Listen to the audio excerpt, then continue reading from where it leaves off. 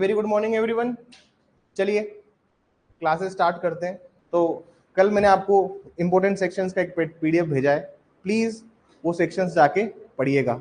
जो चैप्टर जो पार्ट बोला है उसको प्लीज कीजिएगा। मोर देन 80% सिलेबस उसी से पूछा जाएगा, उससे बाहर नहीं आएगा। माइनर एक्ट में जब आप माइनर एक्ट पढ़ेंगे, जब आप माइनर एक्ट पढ़ें कोई से भी एक्ट का, तो आप एक बात का विशेष ध्यान रखिएगा, और वो ध्यान क्या रखना है आप लोगों को, जब कभी आप माइनर एक्ट पढ़ें तो जितने भी प्रोवाइजोस दिए हुए हैं, परंतुक दिए हुए हैं, उनको विशेष तौर पर पढ़िए। आरजेएस एक्सप्लेनेशंस में और प्रोवाइजन जो परंतुक होते हैं, प्रोवाइजो होते हैं, उनसे मेनली सवाल पुट अप करता है। और ये आज से नहीं सर, इसकी बहुत पुरानी आदत है, ठीक है ना सर? तो बिल्कुल उस चीज को याद रखिएगा। चलिए क्लास स्टार्ट करते हैं यार। अपने जो फुल लेंथ हुआ करते थे लास्ट ईयर, जो अपने फुल लेंथ पेपर थे, एक लड़की का मैसेज आया मुझे रात में कि सर जो लास्ट ईयर के जो फुल लेंथ पेपर्स हैं आपने जो भेजे हैं ग्रुप में, लास्ट ईयर के फुल लेंथ पेपर जो भेजे हैं, हम लोग लास्ट ईयर के फुल लेंथ पेपर इसलिए भेजते हैं बच्चों को, ताकि बच्चों को ये फील ना हो कि हम रिपीटेटिव पेपर, एक ही पेपर बना हुआ है उसको बार बार चेप रहे हैं। और कभी में ऐसा नहीं होता। आप अगर एक सब्जेक्ट का पेपर ले लेंगे और अपने पास टाइम हुआ, ये एग्जाम सपोज कीजिए पोस्टपोन्ड हो गई, ये सपोज कीजिए एग्जाम पोस्टपोन्ड हो जाती है, और आप कहते हो कि सर एक सब्जेक्ट का एग्जाम हुआ था जो दोबारा होगा, तो मैं उसका नया पेपर बनाऊंगा आप लोगों के लिए। या बिल्कुल याद रखिए, पेपर हमेशा फ्रेश मिलेगा, पुराने पेपर कुछ नहीं है। जो सवाल आ गए वो आ गए, अब पुराने आए हुए सवालों को वापस से मैं क्यों पूछूं, या उसी पेपर को मैं वापस क्यों रिपीट कर दूं। मेरा ये मानना है कि आप लोग हमेशा अपने पास पेपर रखते होंगे, संभाल के रखते होंगे। उस पेपर में किसी को भी 80, 85, 90 नहीं आता था। जो फुल लेंथ होते थे लास्ट ईयर, किसी को भी 80, 85, 90 नहीं आता था। वो बिल्कुल एक्चुअल स्कोर रिफ्लेक्ट करता था वो पेपर। इस बार के जो फुल लेंथ है वो अगले मंगलवार से स्टार्ट हो जाएंगे, मतलब ये जो सैटरडे है, इस पे लास्ट माइनर के टेस्ट हैं। देन वी विल स्टार्ट, हमारे सारे सब्जेक्ट्स खत्म हो जाएंगे। इस शनिवार को हमारे सारे सब्जेक्ट्स के पेपर, इंडिविजुअल पेपर्स खत्म हो जाएंगे। कल का क्या स्कोर रहा मुझे प्लीज बता दीजिए। हाँ जी, क्या स्कोर रहा? टोटल नहीं करोगे तो फिर पता कैसे लगेगा क्या गलती हो रही है? नहीं पढ़ा हुआ आपका, आपका सर बाकी 3 दिए थे, समय कम मैम आपके सर। हाँ पीओ, और उसमें कितना स्कोर रहा? डीवी में 6 गलत है, और उसमें दूसरी पीओ में 4 गलत थे। ठीक है, जो सब्जेक्ट पढ़े हुए हैं उनमें से मिस्टेक्स नहीं होनी चाहिए। जो सब्जेक्ट पढ़े हुए हैं उनमें मिस्टेक नहीं होनी चाहिए, ना के बराबर मिस्टेक होनी चाहिए। हाँ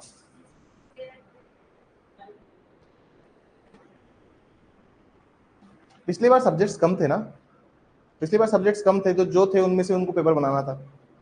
देखिए सब्जेक्ट कम होते हैं तो पेपर टफ बनता है, ये बात बिल्कुल आप याद रखिए।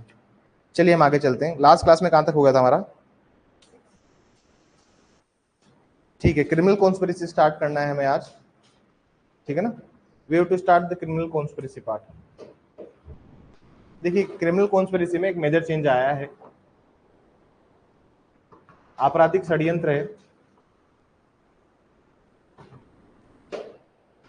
उसमें एक मेजर चेंज आया है। क्रिमिनल कॉन्स्पिरेसी में, आपराधिक षड्यंत्र में 61 से स्टार्ट कर रहे हैं हम, एक मेजर चेंज आया है।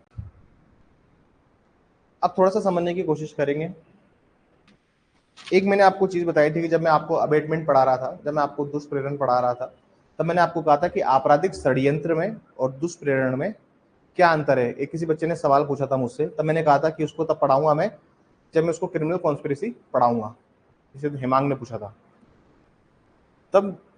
अब देखो हेमांग भी लाइव नहीं ना, तो कह रहा हूँ ना, ऑफलाइन वाले बच्चे मिसयूज ही कर रहे हैं सिस्टम का। आई एम वेरी हैप्पी कि मैंने सबका एक्सेस काट दिया। एप्लीकेशन दो। बाकी कोचिंग्स में ऐसा होता है कि आईडी कार्ड जमा होता है, आपका आईडी कार्ड जमा कर लेते हैं। जितने भी कलाम है या फिर जितने भी इंस्टीट्यूट्स हैं वो क्या करते हैं, आपको ऑनलाइन एक्सेस देते समय आपका आईडी कार्ड जमा कर लेते हैं। कलाम में नहीं शायद ऑनलाइन, लेकिन जो बाकी जो सम्यक वगैरह है शायद उनमें ऑनलाइन आपको देते हैं ना, तो आपका आईडी कार्ड डिपॉजिट कर लेते हैं। आईडी कार्ड दे जाओ, और जब तक जमा रहेगा ऑनलाइन एक्सेस आपके पास रहेगा। आपको अगर कोचिंग आना है तो आईडी कार्ड के बिना एंट्री मिलेगी नहीं। स्प्रिंग बोर्ड वाले भी ऐसे ही करते हैं शायद, है ना? कुछ कोचिंग से ऐसा करती है।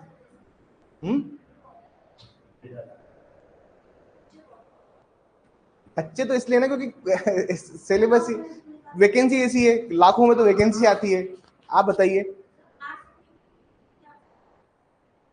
ऐसी बात है। अगर तुम ये आरएस वगैरह की सोचते हो ना कि सर उसमें तो बहुत वैकेंसी आती है, बम्पर हो गया, या फिर जितने भी एसएसबी वाली आती है, सर्विस सिलेक्शन बोर्ड वाली वैकेंसी आती है, राजस्थान आरएसएसबी वाली जितनी भी वैकेंसी आती है, तुमको लगता होगा सर उधर तो बहुत कम कंपटीशन है। उधर भयंकर कंपटीशन है। पूछो क्यों? क्योंकि सर एक सिलेबस है, वो एक ही सिलेबस सारे एग्जाम्स में आ रहा है। एसआई का भी वही सिलेबस है तो आरएस का भी वही सिलेबस है, पटवारी का भी वही सिलेबस है तो पंचायत सहायक का भी वही सिलेबस है। सेम सिलेबस पे सारी एग्जाम्स आधारित है। रीट में भी वही सिलेबस है, एक आधे सब्जेक्ट ऊपर नीचे होते हैं बस, उसमें थोड़ा साइकोलॉजी वगैरह आ जाती है। एक सिलेबस से सब टारगेट हो जाते हैं। इसलिए आपको लगता है ना कि सर उधर कंपटीशन नहीं है, नहीं सर, गलत समझ रहे हैं आप। राजस्थान में जितने भी बच्चे ग्रेजुएशन कर रहे हैं ना सर, ऑलमोस्ट 70 to 80% बच्चे तैयारी कर रहे हैं। जयपुर में तो फिर भी आपको भीड़ जो है वो बहुत लिमिटेड है, क्योंकि अब ऑनलाइन क्लासेस हो गई है। और बड़े बड़े शहर जितने भी थे वहाँ पे भी लोकल कोचिंग स्टार्ट हो गई, जैसे अलवर में कोचिंग होगी तो झुंझुनू, चूरू, सीकर, भरतपुर, यहाँ पे भी कुछ ना कुछ कोचिंगें चली रही होगी। जोधपुर में कोचिंग्स हैं। और जो बच्चे जयपुर नहीं आते वो ऑनलाइन ले लेते हैं, कोर्स मटेरियल, वर्क मटेरियल सब वैसे मिल जाता है उन्हें। और पढ़ने वाला बच्चा कहीं से भी एग्जाम निकाल लेता है, उसको कोई फर्क नहीं पड़ता जगह का, उसको कोई जगह का फर्क नहीं पड़ता कि वो जयपुर है, जोधपुर है, कोई फर्क नहीं पड़ता उसको। ऑनलाइन वाले बच्चे भी सफल होते हैं, बस रेदर उनको क्या होता है, थोड़ा सा कंसंट्रेशन और फोकस ज्यादा चाहिए होता है बाकी बच्चों से। तो चलो हम इस पे आते हैं, ठीक है। आपराधिक षड्यंत्र पर आते हैं। मुझे कोई इलीगल की डेफिनेशन सुनाएगा इस क्लास में? अवैध की क्या परिभाषा होती है? हाँ जी सर, क्या अवैध की क्या परिभाषा है? हाँ, कैसे किस एग्जाम निकालेंगे हम? अवैध की परिभाषा बताइए, इलीगल की डेफिनेशन बताइए। बस 3 एलिमेंट है उसमें। Any act which is done, any act which is an offense, it is prohibited by law and it is ground for civil action, उसको हम क्या कहते हैं? इलीगल कहते हैं, उसको अवैध कहते हैं। कोई सा भी जो चीज अपराध है, विधि द्वारा निषेध है, या फिर क्या, ग्राउंड फॉर सिविल एक्शन होता है। अब आप इसकी डेफिनेशन एक बार देखिए, कहाँ दी हुई डेफिनेशन? डेफिनेशन कौन से सेक्शन में दी हुई है? 2 के कौन से में? 2 के 15 में देखिए, illegal. The word illegal is applicable to everything which is an offence और which is prohibited by law और which furnishes ground for the civil action. मतलब अवैध शब्द प्रत्येक उस बात पर लागू है जो अपराध है, जो विधि द्वारा प्रतिषेध है या सिविल कार्रवाई के लिए आधार उत्पन्न करती हो। क्रिमिनल कॉन्स्पिरेसी को समझने के पहले ये डेफिनेशन को समझना बहुत आवश्यक है, क्योंकि जब तक ये डेफिनेशन समझ में नहीं आएगी, आपको क्रिमिनल कॉन्स्पिरेसी, आपराधिक षड्यंत्र समझ में नहीं आएगा। आपको अगर षड्यंत्र समझना है, आपराधिक षड्यंत्र समझना है, तो उसको समझने के पहले एक डेफिनेशन समझे, इलीगल। इलीगल 3 चीजों से बनता है, मतलब इलीगल में 3 एलिमेंट्स होते हैं। तो कोई भी चीज अगर इलीगल बनती है तो या तो उसमें ऑफेंस हो, या तो वो अपराध की श्रेणी में आता हो, या फिर वो चीज प्रोहिबिटेड बाय लॉ हो,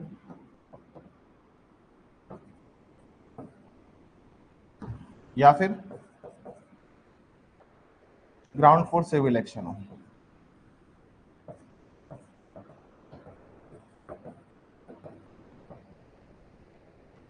समझने की कोशिश कीजिएगा। ऑफेंस की परिभाषा कहां दी हुई है बताइए? बीएनएस में ऑफेंस की परिभाषा कहां है? 224 और आईपीसी में, मतलब बीएनएस, उसमें बीएनएसएस में बताइए, बीएनएसएस में बताइए, बीएनएसएस में कहां है? बीएनएस में तो ये है कि any act which is punishable by law is an offence. कोई भी कार्य जो विधि द्वारा दंडनीय है वो क्या है? अपराध है। एक बार देखिए बीएनएसएस निकाली जल्दी से, कहां है बीएनएसएस में, क्या परिभाषा है? बिल्कुल हाथ पे हाथ रख के बैठो जो, तो अब बस सर बता दें तो ठीक है, वरना सर बता दे तो ठीक है। थोड़ा सा संघर्ष, एफर्ट नहीं करते, करी कीजिए, निकालिए केस। 2 के 24 में ये ऑफेंस भी बीएनएसएस में। अरे बीएनएसएस की बात कर रहा हूँ मैडम। 2 में क्या है डेफिनेशन, वो भी पढ़ के बताइए एक बार, क्या है बोलिए, पनिशेबल। मतलब कोई भी ऐसा कार्य है जो विधि द्वारा दंडनीय है, विधि द्वारा दंडनीय है, या फिर कोई भी तत्समय जो भी विधि प्रवृत्त है उसके द्वारा दंडनीय है। अब समझिए इधर 2:24 जब आप पढ़ेंगे तो यहाँ पर एक लिस्ट दी हुई है। In section 2 clause 24 there is a specific list provided, there is a specific list provided, जो यहाँ पे आपको एक लिस्ट दी हुई है 2:24 के अंदर कि सर 6 महीने से ऊपर के अपराध कब होंगे और 6 महीने से अपराध के नीचे कब होंगे। जब मैंने आपको पढ़ाया होगा तो मैंने आपको पूरी लिस्ट लिखाई होगी और समझाई होगी। अब इधर सुनिए और समझिए, कोई भी चीज अवैध बनती है सबसे पहला तो या तो ऑफेंस हो या तो वो चीज अपराध हो। अपराध की परिभाषा 2 जगह दी हुई है। अगर आप देखो कौन सी अपराध की परिभाषा ज्यादा वाइडर है, तो जो बीएनएस में दी हुई है अपराध की परिभाषा वो ज्यादा व्यापक है।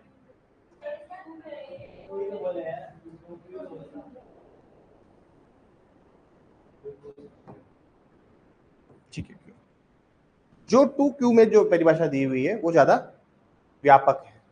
ठीक है सर, वो ज्यादा वाइडर है। वाइडर इसलिए क्योंकि वो बोल रहा है कि जिस भी चीज को पनिश किया हुआ है किसी भी लॉ ने, तो सर बीएनएस भी कानून है या फिर बीएनएस भी कानून है। आप मुझे बताइए दोनों के डेफिनेशंस में कौन सी डेफिनेशन प्रिवेल करेगी? आप बीएनएस की परिभाषा को ज्यादा मानेंगे या फिर बीएनएस की परिभाषा को ज्यादा व्यापक मानेंगे? मतलब कौन सी परिभाषा मानी जाएगी?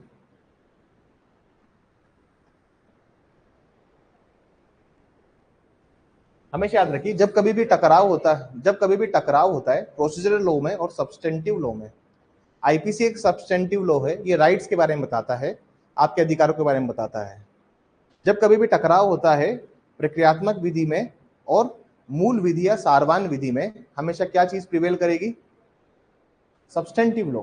सारवान विधि हमेशा व्यापक होगी। टेक्निकली बात किसकी डेफिनेशन हम मानेंगे? बीएनएस की परिभाषा को हमेशा माना जाएगा। बात समझ में आई? क्योंकि अगर इसकी डेफिनेशन देखते हो तो बीएनएस में 2Q ये बोलता है कि सर कोई भी चीज जो पनिशेबल है by any law, any law में बीएनएस भी आता है, एनी लॉ में भारतीय न्याय संहिता भी आती है सर। ये बात समझिए, जब बीएनएस इसके अंदर आती है, जब बीएनएस को अंदर लाया जाता है तो ये डेफिनेशन बहुत वाइड हो जाती है। लेकिन for the purpose of section 61 criminal conspiracy के उद्देश्य से हमें इलीगल चाहिए, और इलीगल भी कौन सा चाहिए? जो कि बीएनएस में दिया हुआ है, आईपीसी में दिया हुआ है। दूसरा प्रोहिबिटेड बाय लॉ, ये डिफाइन नहीं किया हुआ कि क्या चीज प्रोहिबिटेड बाय लॉ के अंदर आती है। विधि द्वारा निषेध है, क्या चीज निषेध है, इसको कहीं पे भी परिभाषित नहीं किया हुआ है। No one is described what is prohibited by law. बात समझ में आई? लेकिन आपको प्रोहिबिटेड बाय लॉ देखना है। प्रोहिबिटेड बाय लॉ का मतलब होता है, एक शब्द है सेक्शन 24 इंडियन कॉन्ट्रैक्ट एक्ट में, वहां पे लिखा हुआ है forbidden by law.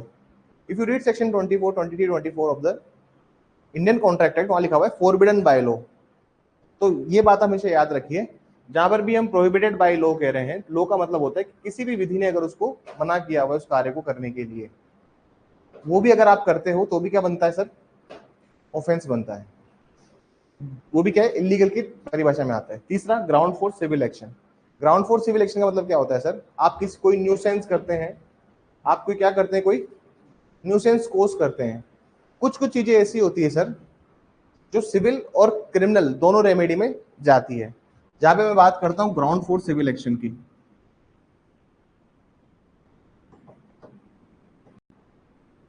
whenever I am talking about the ground for civil action, दो चीजें इसमें आती है। बहुत सारे अपराध ऐसे हैं जिनके काउंटर पार्ट सिविल भी हैं और क्रिमिनल भी हैं। जैसे लॉ ऑफ टोर्ट में आपको ज्यादातर देखने को मिलेंगे, क्या मिलेंगे? लॉ ऑफ टोर्ट में, जिसके क्रिमिनल भी हैं और सिविल भी हैं। बहुत सारे एग्जांपल देता हूं सर। डिफेमेशन जो है, मानहानि, वो क्रिमिनल भी है और सिविल भी है। न्यूसेंस क्रिमिनल भी और सिविल भी है। सिमिलरली ट्रेसपास क्रिमिनल भी और सिविल भी है। अब ये कह रहा है कि सर इलीगल वो चीज होती है जो कि ग्राउंड फॉर सिविल एक्शन बनाती है, मतलब ऐसी चीज जिसके साथ आप सिविल में भी केस फाइल कर सकते हो। जैसे मान लीजिए हम क्लास के 5 लोग किसी को डिफेम करने के लिए हम लोग प्लानिंग करते हैं कि वो एक लड़का आएगा, उसको उसने मेरी इंसल्ट की है और आप उसको क्या करेंगे, सब डिफेम करेंगे, उसको बदनाम करने का है। लड़का है, लड़की को क्या करना है, बदनाम करना है। And we are doing it by a proper planning.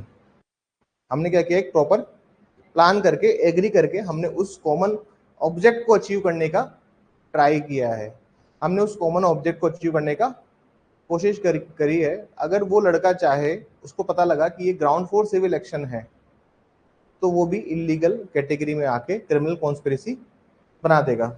तीनों में मेजर अंतर क्या होता है, इसके डेफिनेशन को जब आप पढ़ेंगे तो आप समझेंगे एक चीज। ठीक है सर, एक बार डेफिनेशन निकालिए डायरेक्ट में, 61 पढ़िए एक बार, काइंडली रीड 61।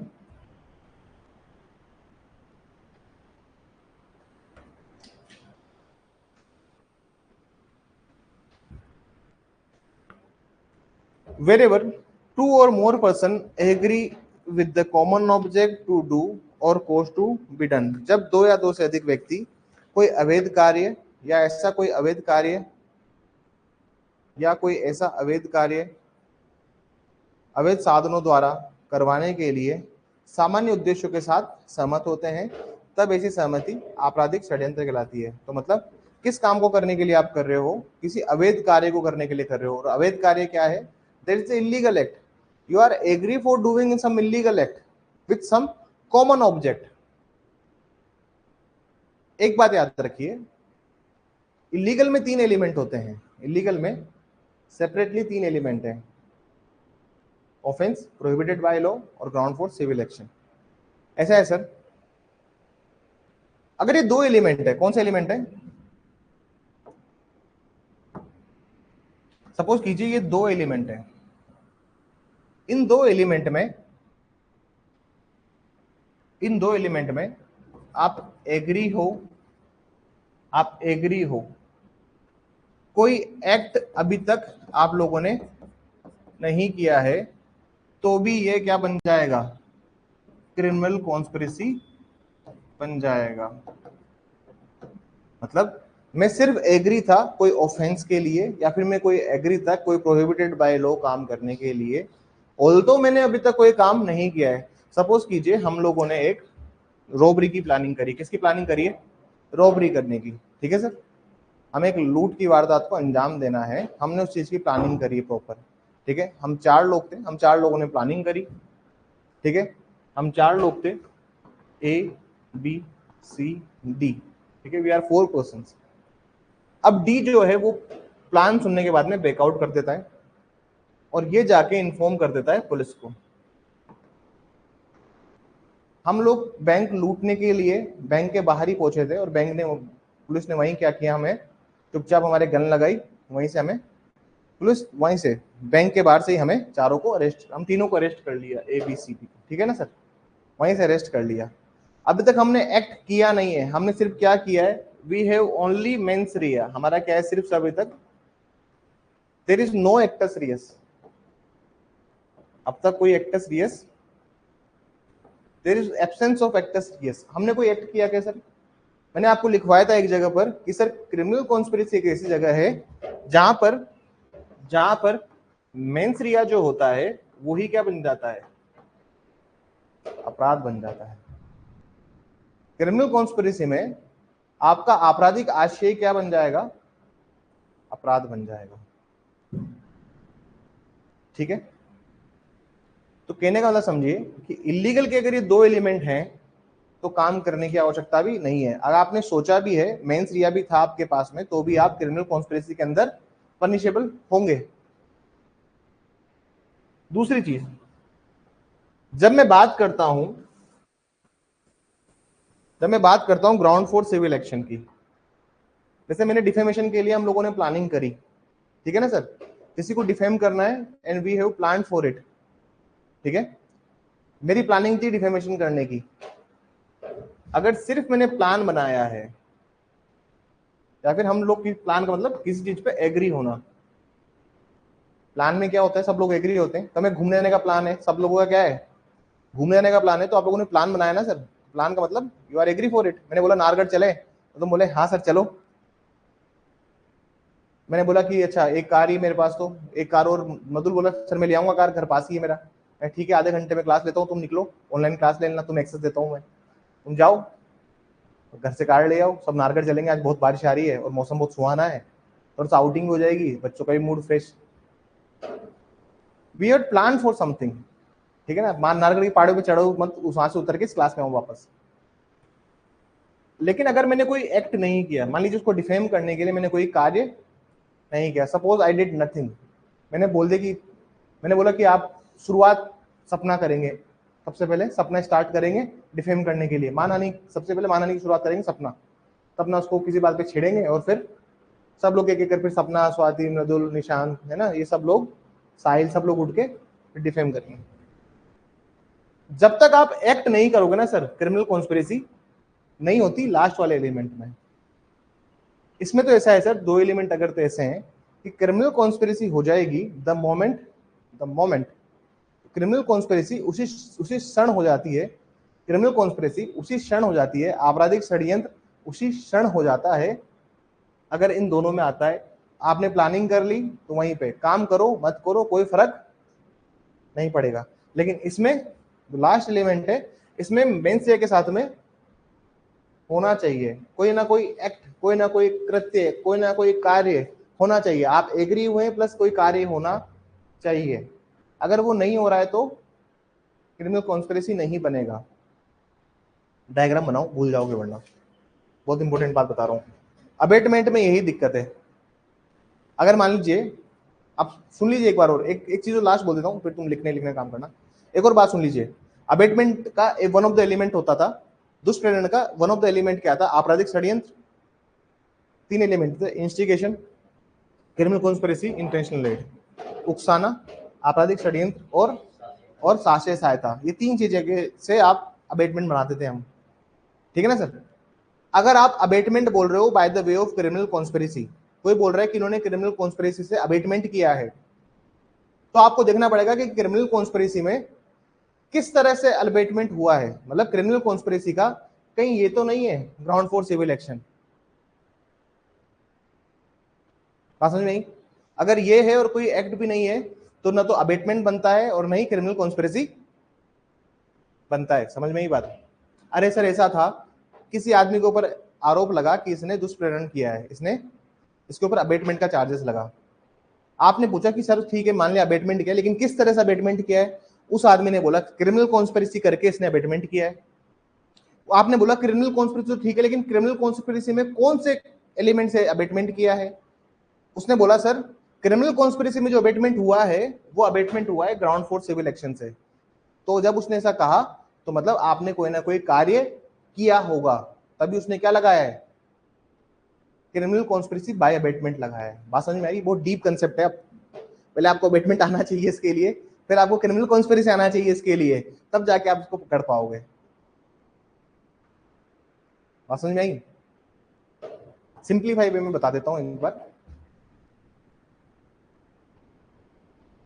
हाँ, एक बिल्कुल अंग्रेजी वाले बच्चे ध्यान रखना, एक होता है अबेटमेंट, क्या होता है, एक होता है अबेटमेंट। क्या अंतर है दोनों में। हाँ, अंग्रेजी मीडियम वाले बच्चे अपने कला का प्रदर्शन करेंगे अब थोड़ा सा। क्या अंतर है दोनों में, बताइए मैडम, पढ़ा है दोनों आपको। हाँ जी मृदुल जी बताइए, आपको पढ़ा है। हाँ,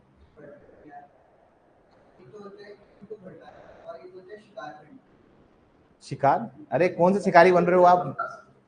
हाँ,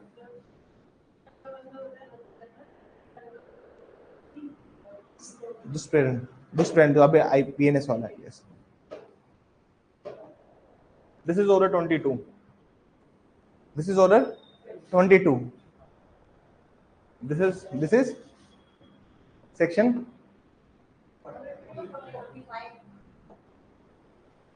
समझ में आई बात।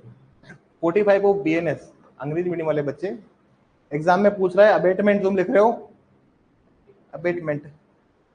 और भी चीजें अंग्रेजी मीडियम वाले बच्चों को कंफ्यूज करने के लिए। एक है रेक्टिफिकेशन,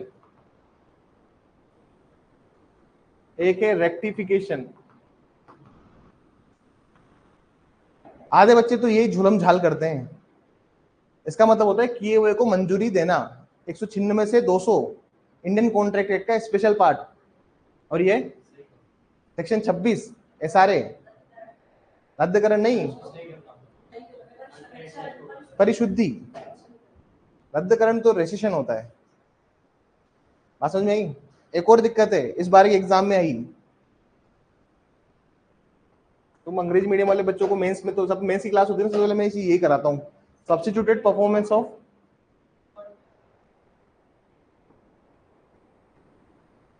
दूसरा है सब्स्टिट्यूटेड सर्विस ऑफ,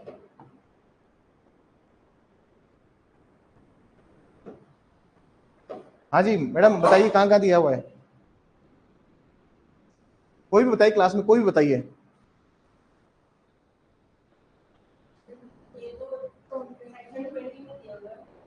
एसआरए, हाँ कॉन्ट्रैक्ट नहीं एसआरए। ये सीपीसी में कौन सा ऑर्डर है? समन की तामील की प्रतिस्थापित पालन, आगे ना बस, दोनों सिविल में आते हैं, ये दोनों भी सिविल में आते हैं, और ये सिविल क्रिमिनल दोनों में आते हैं। ठीक है ना सर, ये बेसिक मिस्टेक्स मत करना, ये बहुत सारे ऐसे कंसेप्ट हैं जो बिल्कुल सिमिलर से दिखते हैं, इनको कभी भी एक दूसरे में मिस्टेक्स मत करना प्लीज, ठीक है ना। चलिए मैं आपको बता रहा था अबेटमेंट के बारे में, मैं आपको बता रहा था अबेटमेंट के बारे में। अबेटमेंट 3 चीजों से होता है सर, घर जाके पढ़ते नहीं हो निशान, नहीं पढ़ते, शकल से दिख रहा है, शकल बता देता हूं मैं, टीचिंग आज से नहीं करा रहा मैं, याद रख लो, अगर कोचिंग को भी जोड़ लो ना तो 4 साल का अनुभव है टीचिंग कराने का। जो पढ़ के आता है उसकी शक्ल से मैं बता देता हूँ। मैडम आप भी चेहरे बोलते हैं, जज बनने वाले तो सारे हुनर थे, लेकिन भगवान ने जज बनाया नहीं, तो वरना वही पकड़ लेता 2 मिनट में विटनेस को, ही झूठ बोला सच बोल रहा है। अबेटमेंट की बात करते हैं। अबेटमेंट 3 चीजों से था सर, इंस्टिगेशन से, उकसाना, क्रिमिनल कॉन्स्पिरेसी, आपराधिक षड्यंत्र,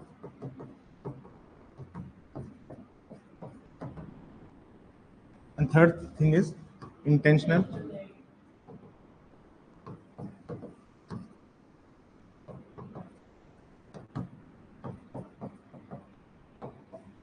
तीन चीजों से अबेटमेंट बनता है, मतलब दुष्प्रेरण जो है ना सर, कितनी चीजों से बनता है?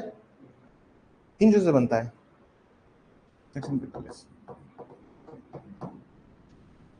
क्रिमिनल कॉन्स्पिरेसी में, और क्रिमिनल कॉन्स्पिरेसी बनती है कितनी चीजों से? 3 चीजों से। पहली चीज क्रिमिनल कॉन्स्पिरेसी बनती है 3 चीजों से। पहली चीज होती है आपका ऑफेंस,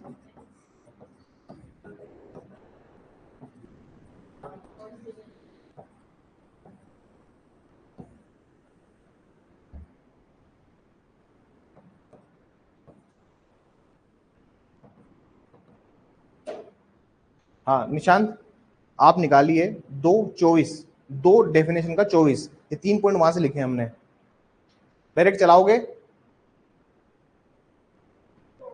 सॉरी कहां से, कहां पे ये इलीगल कहां पे था? 2:15, सॉरी 2:15 देखिए, हाँ जी 2:15 देखिए, और निशान समझ में आएगा। यहाँ पे 3 चीजें मैंने कहां से उठाई है, ये अपराध, प्रोहिबिटेड बाय लॉ। अब भाई एक एक बच्चे पे से ध्यान नहीं लग जाऊं ना मैं, तो क्लास का बिल्कुल दिक्कत हो जाएगी। आप आगे बैठा करो, आप आगे बैठा करो, टाइम से आया करो। 8:25 पे आए थे आज आप। ये मृदुल है ना आपके आगे जो बैठता है, ये मृदुल कहाँ से आता है पता है आपको? ये विश्वकर्मा इंडस्ट्रियल एरिया है, वीकेआई, वहां से आता है। ये क्लास आने के आधे घंटे पहले रवाना होता है, तो प्लीज बगल से उठ के आने में दिक्कत नहीं है।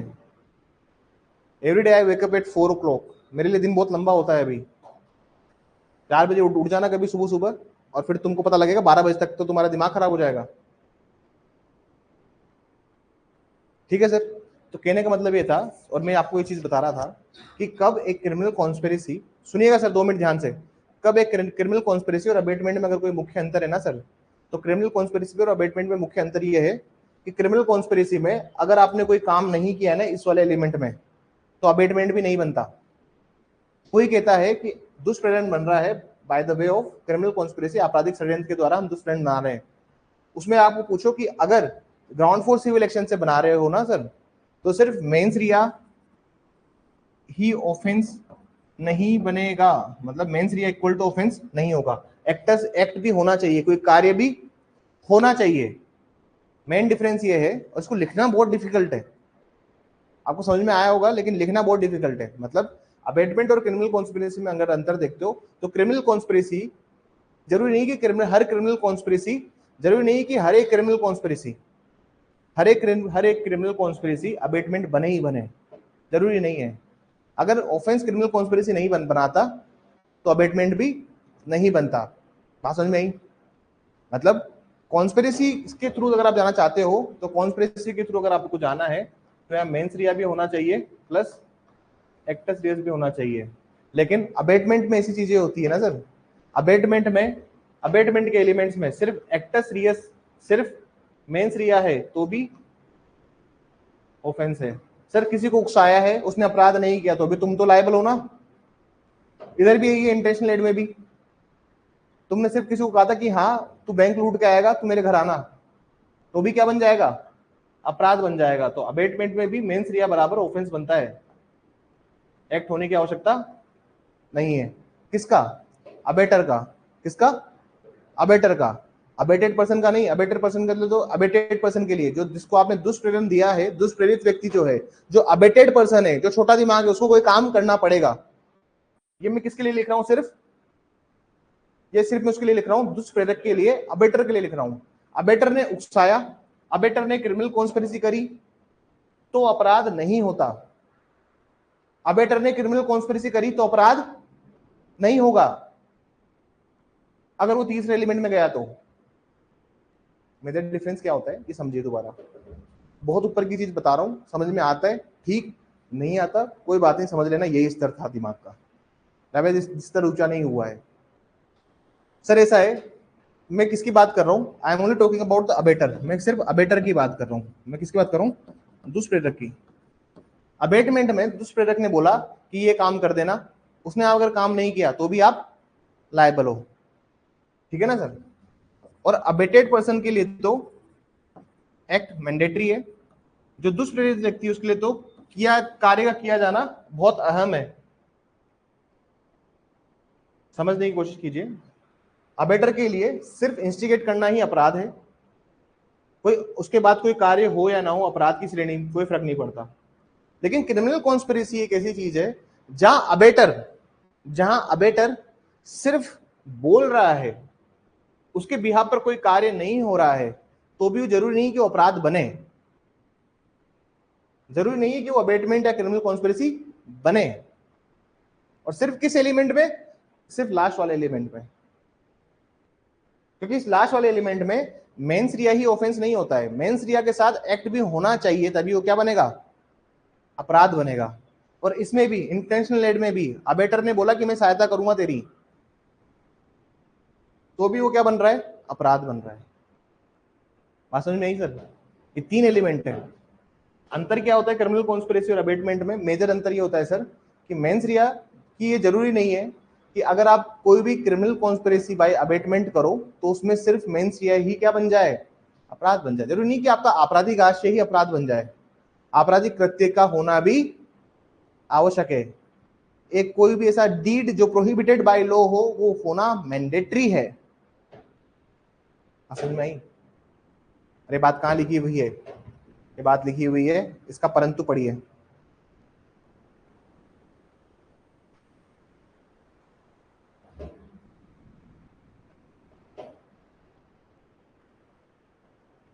यस, एक और बात, हाँ, जो चीज मैंने आपको बताई in the ground for civil action the same principle applicable to the prohibited by law also. इसमें भी कोई एक्ट होना चाहिए, there is also need some act, ठीक है ना सर। क्योंकि आप उसमें पढ़ोगे डायरेक्ट में तो वहां लिखा हुआ है अपराध, क्या लिखा हुआ है? अपराध, अपराध के अलावा सब में कोई ना कोई कार्य होना चाहिए। ये बात समझ में आई? मैंने ग्राउंड फोर्स सिविल एक्शन बताया था, लेकिन ये भी एक एलिमेंट है, इसमें भी कोई ना कोई एक्ट होना चाहिए। मतलब इधर भी mens rea equal to offence नहीं होगा। बात समझ में आई सर? मतलब दोनों के लिए बोल रहा हूं मैं, दोनों के लिए, सॉरी उस टाइम में बात स्किप कर गया था वो पॉइंट। अबेटमेंट के टाइम पे, अबेटमेंट के टाइम पे जब आप क्रिमिनल कॉन्स्पिरेसी को डील कर रहे हो ना, तब मतलब अपराध ही एक ऐसी चीज है जिसमें आप सोच रहे हो और ऑफेंस हो रहा है। ठीक है, इसको डाउट को क्लियर कर लेना, वो डायरेक्ट में आप पढ़ोगे तो आपको समझ में आ जाएगा। इसको लिखवाऊंगा मैं।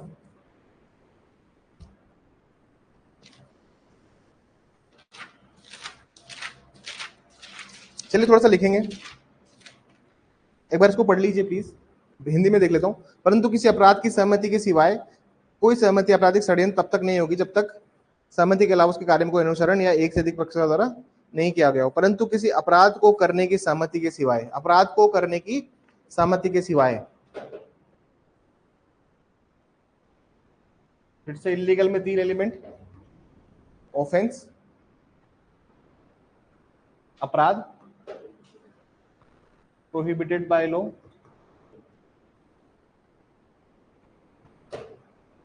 Ground for civil action. ये 3 चीजें हैं सर, देखिएगा एक बार, ठीक है ना। मैं क्षमा प्रार्थी हूं इस चीज का कि मैंने सिर्फ इसके लिए बताया, इसके लिए भी, ठीक है ना सर।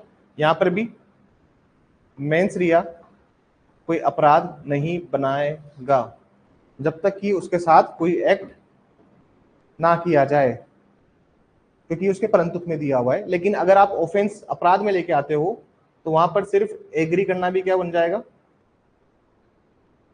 ऑफेंस बन जाएगा। एग्री भी क्या होगा, अगर आपने कोई करार किया है कोई कार्य करने के लिए, वो भी क्या बन जाएगा, अपराध की श्रेणी में आएगा। क्योंकि आप अगर आप उसका परंतुक पढ़ेंगे तो आप समझ जाएंगे। तो उसने जो अपराध लिखा है परंतुक में, वो उसने इलीगल की डेफिनेशन को तोड़ के लिखा हुआ है, ठीक है ना। परंतु किसी अपराध को करने की सहमति के सिवाय, सहमति के सिवाय कोई सहमति आपराधिक षड्यंत्र तब तक नहीं होगी जब तक उसके अनुसरण में कोई कार्य ना किया गया हो। बात समझ में आई? तो सिर्फ आप अपराध जो बन रहा है सर, इसी में आप क्या बना रहे हो, उसको ऑफेंस क्रिएट कर रहे हो, ठीक है ना सर। इसलिए क्रिमिनल कॉन्स्पिरेसी के केसेस में जहां पर हम अबेटमेंट की बात करते हैं, हर हर abetment by the way of criminal conspiracy अपराध नहीं होता, ठीक है ना सर। वो एक ऑफेंस नहीं बनता है जब तक कि उसमें कोई कार्य ना किया जाए। तो उसमें अबेटर की जो मेंस रिया है वही ऑफेंस नहीं बन जाएगी, क्योंकि उसके परसुएंस में कोई कार्य तो होना चाहिए ना सर। उसके परसुएंस में कोई कार्य, उसके अनुसरण में कोई कार्य होना चाहिए। अगर उसके अनुसरण में कोई कार्य नहीं हुआ है तो अपराध नहीं है, ठीक है ना सर। ये डायग्राम बनाना है लास्ट।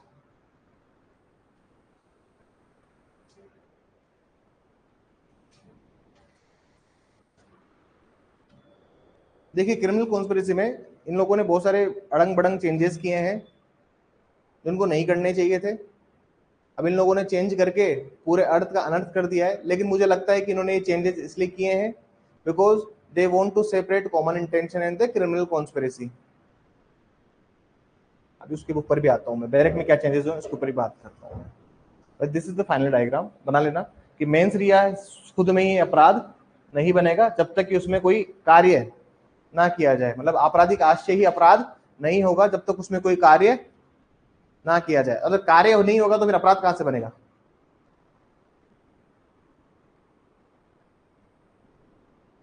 समझ में आया?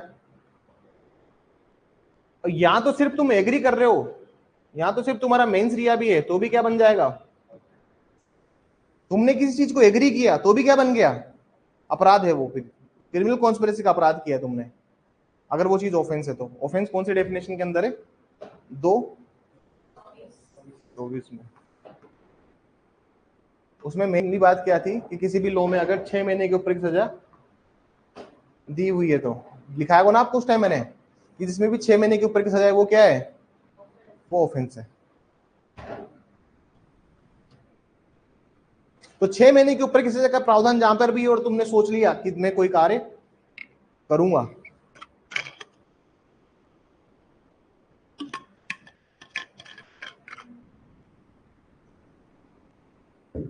प्लीज बनाइए इसे।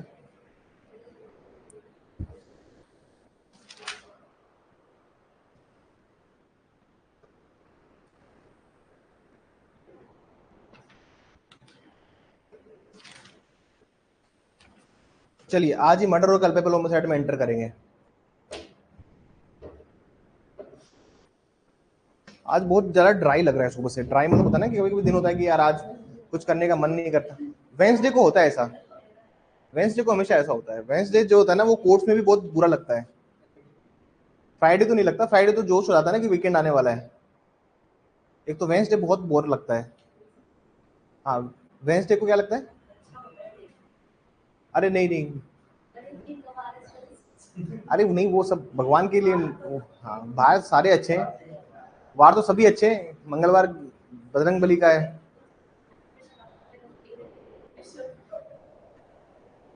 जब प्रैक्टिस करते थे हम लोग तो बहुत बहुत कंटाला आता था इस दिन। कंटाला मतलब, कंटाला कंटाला मतलब बहुत बोरियत भरा दिन होता है। वेंसडे बहुत बोर बोर दिन है।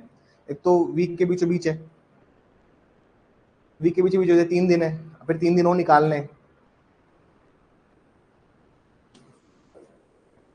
चले थोड़ा सा लिखने का कार्य किया जाए। तो आपको मुझे लगता है कि क्रिमिनल कॉन्स्पिरेसी समझ में आया, अबेटमेंट से क्या अंतर है समझ में आया।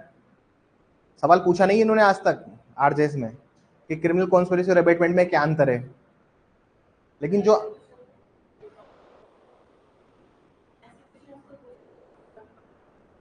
फालतू फालतू नहीं पूछते वो यार। पेपर सबके स्तर का बनता है, जरूरी है कि हर बच्चे ने कोचिंग कर रखी हो। पेपर उस तरह का बनाया जाता है कि एक काम काजी आदमी भी, या काम काजी महिला भी, या शादीशुदा महिला भी, या एक वकील भी, वो भी तैयारी कर रहा हो तो उसको भी जरूरी है कि सबने कोचिंग कर रखी हो, जरूरी है कि सबने इतनी डिटेल में चीजें पढ़ी हो। हाँ लिखा बैरेक्ट में ही है, मैं कोई अलग बैरेक्ट से नहीं पढ़ा रहा हूँ, लेकिन ये अपराध कहां से आया? ये शब्द आया 2:15 से, जहां पे ऑफेंस की परिभाषा दी हुई है, जहां अपराध की परिभाषा दी हुई, मतलब जहां पर इलीगल की परिभाषा दी हुई है, जहां अवैध की परिभाषा दी हुई है, वहां से शब्द आया है। बात समझ में आई? और ये अवैध कहां से आया? वो बैरेक्ट में दिया हुआ है। बात समझ में आई? जब ये एलिमेंट से एलिमेंट तोड़ना सीखोगे तब समझ में आता है आपको BNS. BNS is very difficult subject. मतलब ये ऐसा सब्जेक्ट नहीं है कि आप ऐसे नींद में उठो और नींद में उठ के भी इसको कर दो। जैसे बाकी सब्जेक्ट्स के लिए आपको आप पढ़ सकते हो, रिवाइज कर सकते हो, but this subject is very difficult in that regard. थोड़ा सा लिखेंगे प्लीज इसमें, लिखिए। where two or more person agree to do agree to do where two or more person agree to do with the common object जहां दो या दो से अधिक व्यक्ति जहां दो या दो से अधिक व्यक्ति जहां दो या दो से अधिक व्यक्ति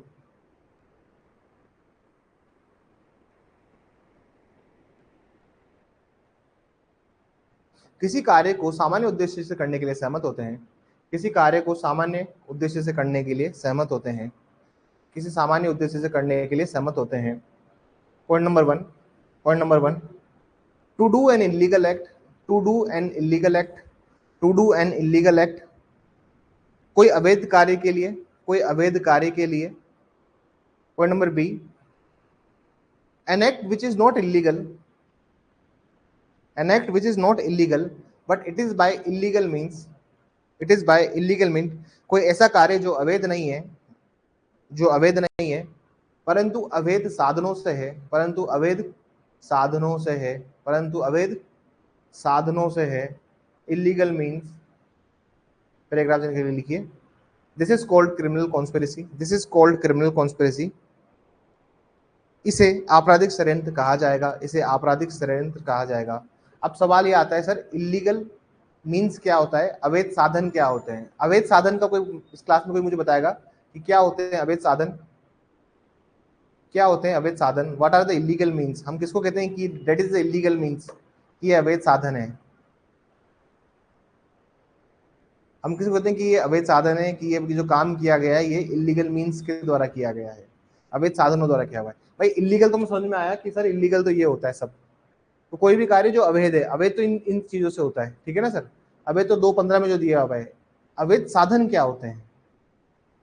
हमने कहा कि चलो अवैध है लेकिन अवैध साधनों से है, मतलब मतलब इसका मतलब ये है कि आप डायरेक्टली एसोसिएट नहीं हो उस काम के लिए।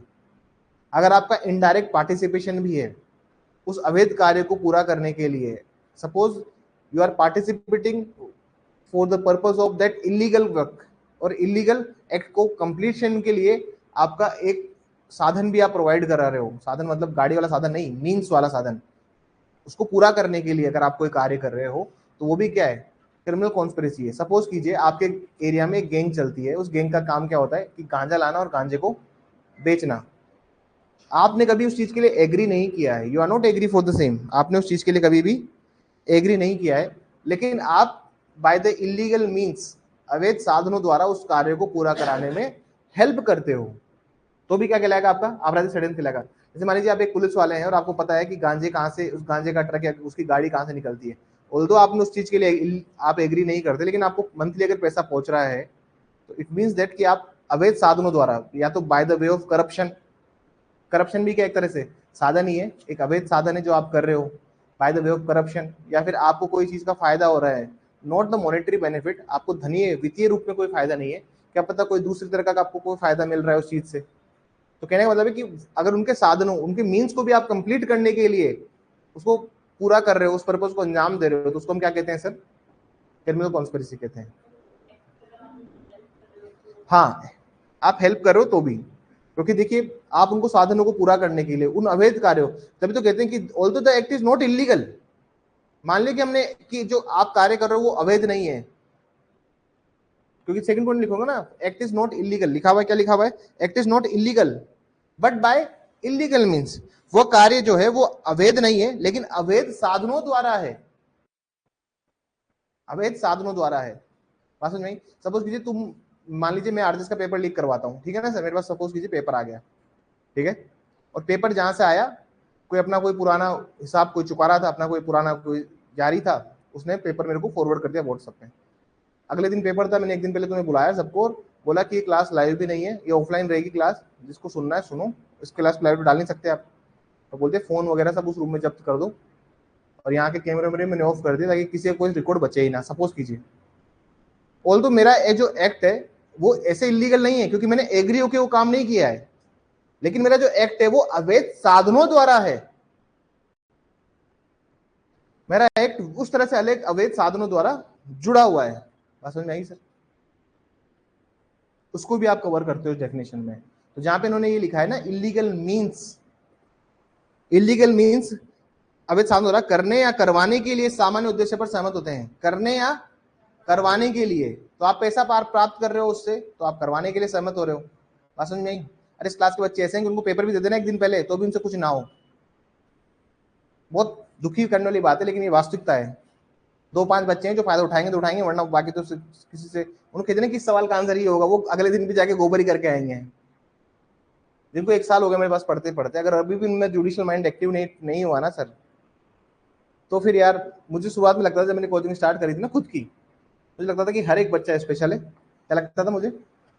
हर एक बच्चा स्पेशल है, हर एक बच्चे में कुछ ना कुछ विशेष काबिलियत है, हर एक जो बच्चा है वो बुद्धिमान है। लेकिन उस मिथ को, वो जो मेरे विश्वास को बदल दिया कुछ बच्चों ने, उन बच्चों ने लगातार पढ़ाई ना करके क्लास में बिल्कुल ऐसे, या तो क्लास में आते नहीं है और आते हैं तो फिर ऐसे बैठे रहते हैं और कोई उद्देश्य नहीं है जीवन का कि क्यों बैठे हैं,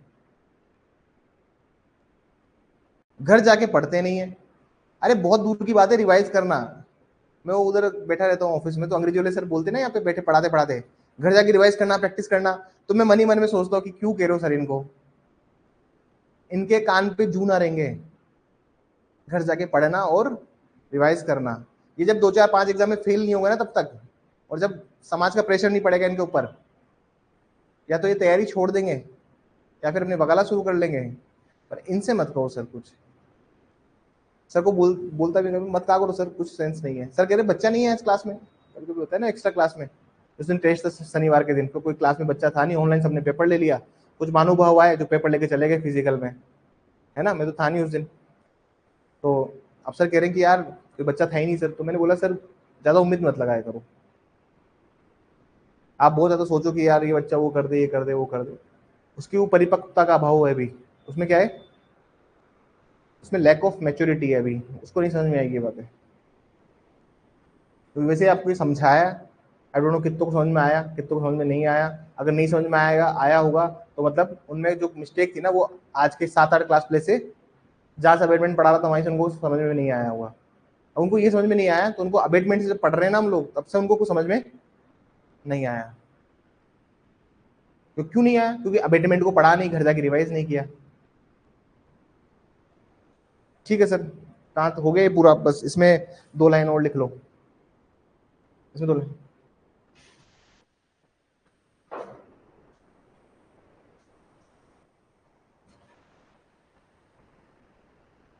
देखिए इसमें wherever there is any agreement, wherever there is any agreement to do an offense, जहाँ कहीं भी कोई अपराध करने का करार है, जहाँ कहीं भी कोई अपराध करने का करार है, जहाँ कहीं भी कोई अपराध करने का करार है, तो उस दशा में तो उस दशा में तो उस दशा में उस दशा में ऐसा करार ही आपराधिक षड्यंत्र माना जाएगा। ऐसा करार ही आपराधिक षड्यंत्र माना जाएगा। ऐसा करार ही आपराधिक षड्यंत्र माना जाएगा। wherever any agreement to commit an offense, wherever any, क्या लिखा हुआ इंग्लिश में?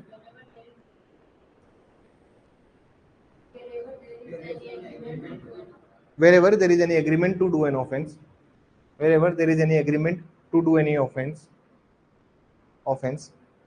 then such agreement would amount to then such agreement would amount to then such agreement would amount to criminal conspiracy then such agreement would amount to criminal conspiracy। Paragraph लिख के लिखिएगा please. परंतु परंतु परंतु जो कार्य परंतु जो कार्य विधि द्वारा प्रतिष्ठित है या सिविल कार्रवाई के लिए आधार उत्पन्न करते हैं तो ऐसे करार में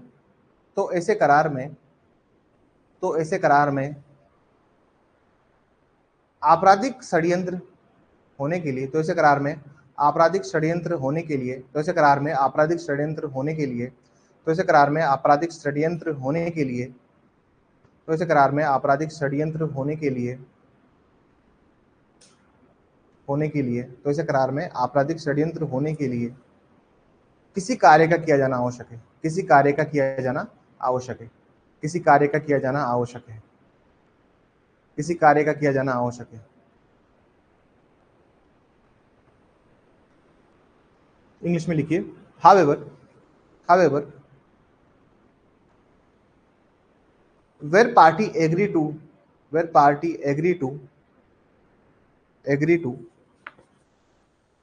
do any act which is prohibited by law and ground for civil action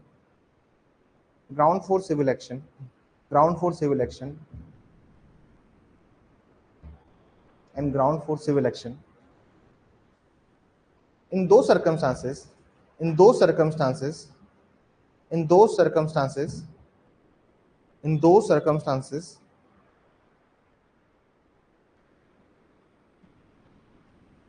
there must be some act in pursuance of such agreement there must be some act in pursuance of such act।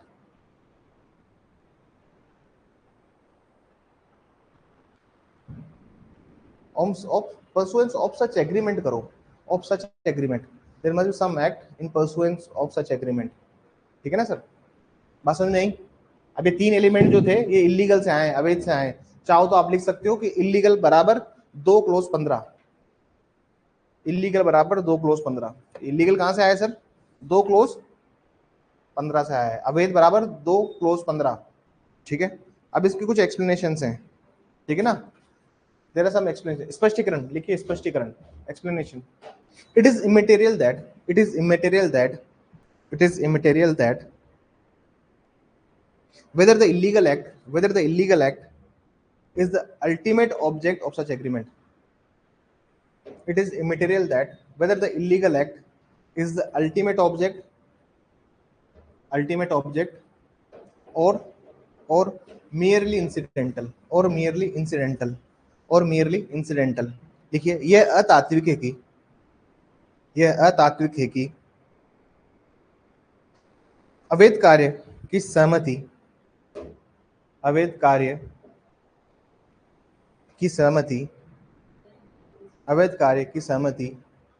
ही उसका चरम उद्देश्य है। अवैध कार्य की सहमति ही उसका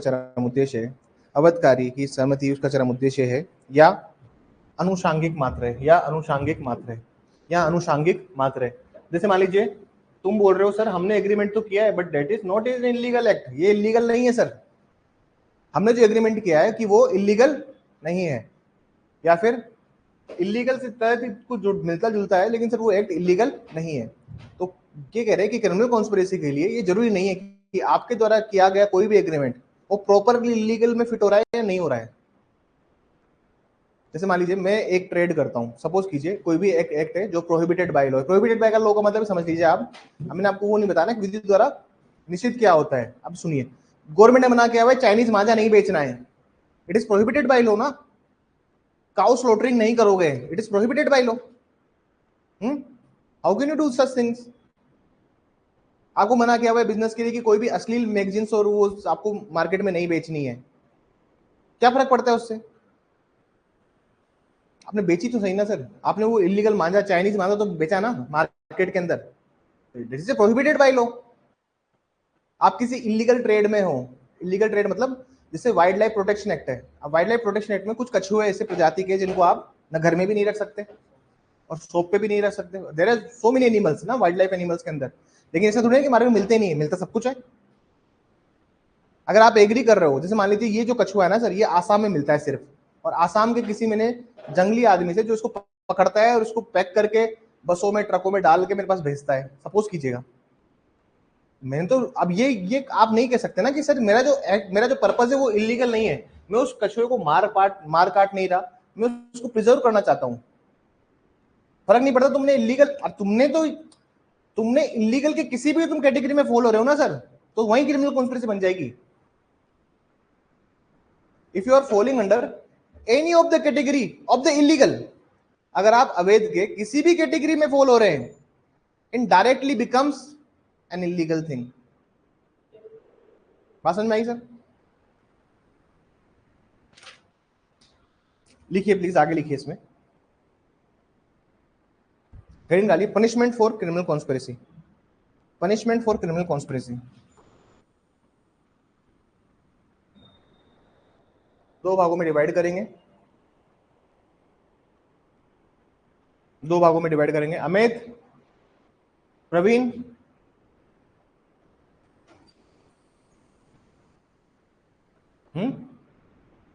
faculty के लिए बिठाइए एक बार, हाँ बिठाइए एक बार। So when we are talking about the thing punishment, what would the punishment is, इधर लिखिए wherever offense is punishable by, इधर लिखिए पॉइंट नंबर 1 में, where offense is punishable by death oblique life imprisonment, जहां कहीं भी अपराध मृत्युदंड या आजीवन कारावास,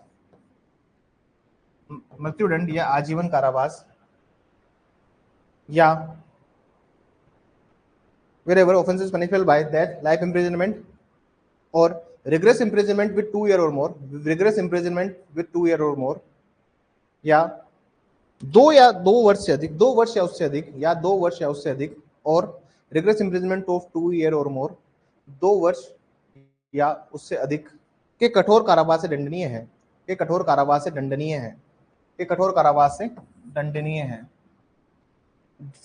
है, देखिए सेम पनिशमेंट एज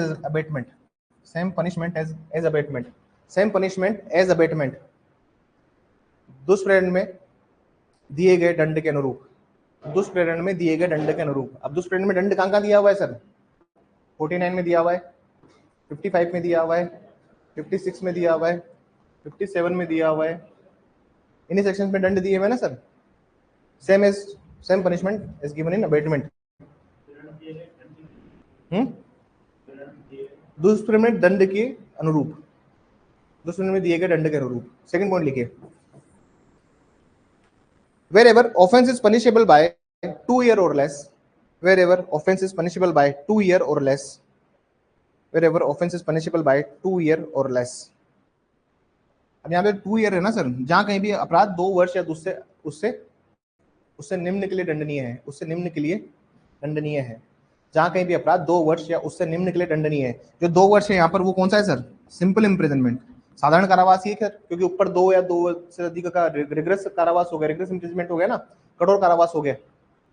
इधर लिखिए इम्प्रिजनमेंट ऑफ 6 मंथ्स, इधर लिखिए imprisonment of 6 months and fine और बोथ, 6 माह का कारावास और जुर्माना या दोनों, 6 माह का कारावास या जुर्माना और दोनों, 6 माह का कारावास या जुर्माना और दोनों,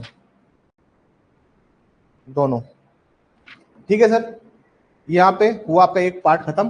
कल हम स्टार्ट करेंगे with the culpable homicide and murder, आपराधिक मानववध। हम सर स्टार्ट करेंगे चैप्टर 6 से। मेरा टारगेट ये है कि एग्जाम के पहले चैप्टर 6 और चैप्टर 7 हम लोग क्या कर दें, खत्म कर दें। जिससे क्या होगा 70% ऑफ बीएनएस, कल आपने देख लिया होगा ना बीएनएस के शेड्यूल के अंदर या आईपीसी की वजह से 70% ऑफ द बीएनएस कहां से आ रहा है, 1 से 61 तक, या फिर चैप्टर 6 चैप्टर 17। आपको पता है कि 70% यहां से आ रहा है, तो वही चीज पढ़ेंगे ना पहले, क्योंकि चैप्टर 6 में फिर वो सारे ऑर्गेनाइज क्राइम वगैरह सब पढ़ाने का है। ठीक है ना।